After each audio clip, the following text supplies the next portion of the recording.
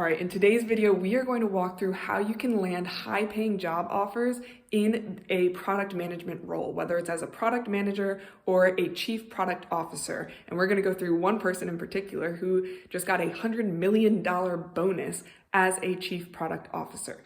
So for those of you who are new here, my name is Katie. I work with Career Sprout, and we have helped over 500 professionals land high-paying job offers and build meaningful careers. Now, on average, we can grow somebody's salary by about $37,000 in 63 days by following a very simple 5-step process. You guys are going to see an inside look at that today. So let's dive in. All right, guys, so let's dive in. Who the heck is this guy, and how the heck did he make $100 million as a bonus as a product management role? Well, this is Neil. He is the chief product officer for YouTube at the moment. And he started out, you can see down here, a gig. He was pretty much a glorified high-end customer support representative. He went from there all the way up to $100 million bonus, all just so that he didn't go to Twitter, actually. So here is the path that he took. Now, I promised you we're going to talk about product management roles and how this applies to you. Your goals may not be to make $100 million bonus. That's perfectly okay.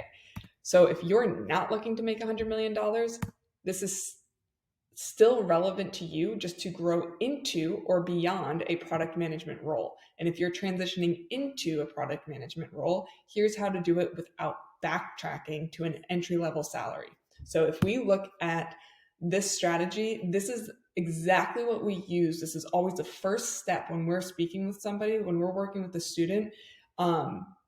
We will always take time to look at where they're actually going.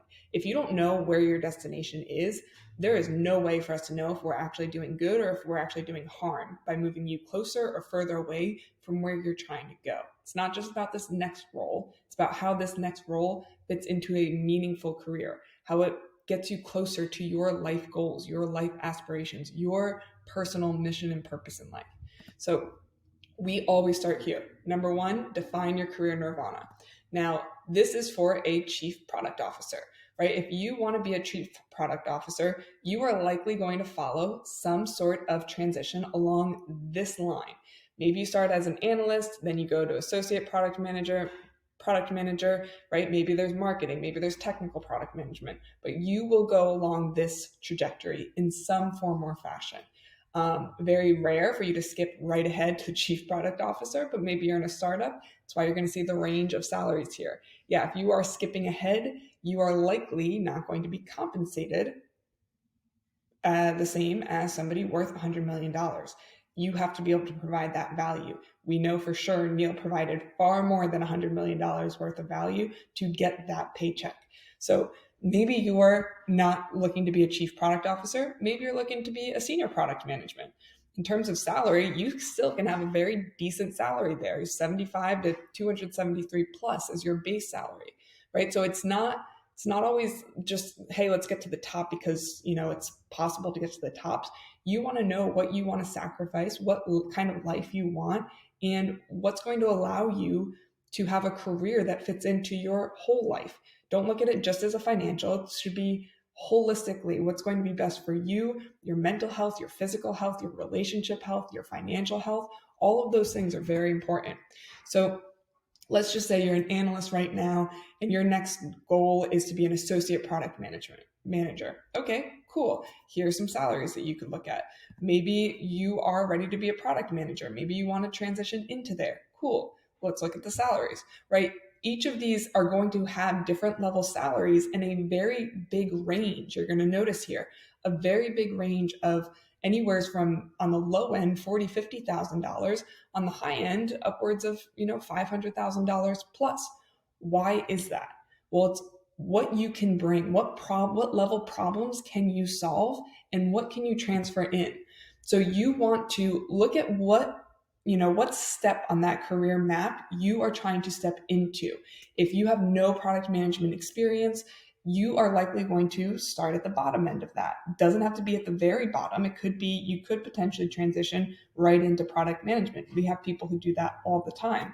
But you've got to make sure that you know what you're looking for and where you're aiming for. Then once you have that next role picked out, you're going to want to research 15 to 20 of those roles. You want to make sure you know what they're actually looking for.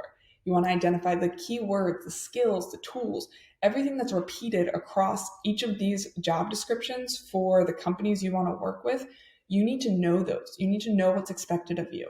Then, this is the best part. All you have to do is articulate your experience and your accomplishments using these keywords. You use those as your building blocks, and that's what's going to get your hiring managers stoked. That's what's going to get recruiters and hiring managers actually reaching out to you about job opportunities, even if you weren't in product management before. So this is a very, very important part. Now, we've got plenty of other videos about resume writing, interviews, talking to hiring managers, how to articulate your transferable skills. So I'm not going to go too deep into it.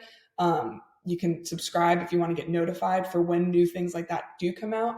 But it's very important that you just are able to articulate your experience, what you've done, the projects, the initiatives that you've worked on that you're proud of, and the accomplishments, what those projects did for your company.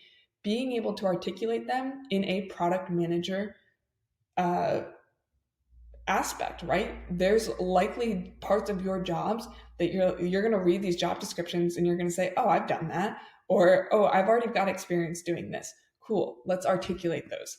So those are going to be what you use. Once you have this mapped out, you know exactly what job you're going for. Then you build your resume, your LinkedIn profile around those keywords, those experiences, those accomplishments, and you'll know you have it right when recruiters and hiring managers are reaching out to you. Then that lays the groundwork for you to crush any interview you walk into. You're going to know these experiences, you're going to know these accomplishments, so you can answer any question that's thrown at you. And then, I mean, there's a lot that goes into this process, but this is the foundation, this is the building blocks. And then negotiation.